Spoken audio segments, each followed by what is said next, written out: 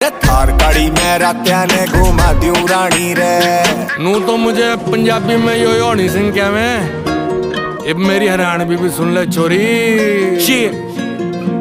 छोड़ी तू चाड़ा चाड़ा जाने का गाला गाला, बेरानी कद घालेगी गल में माला। तू मेरी दुल्हन बन जा, यो तेरा बन जा दुल्ला। तेरी गल्ला फोटो लेना, चम्मच पे ले रसगुल्ला।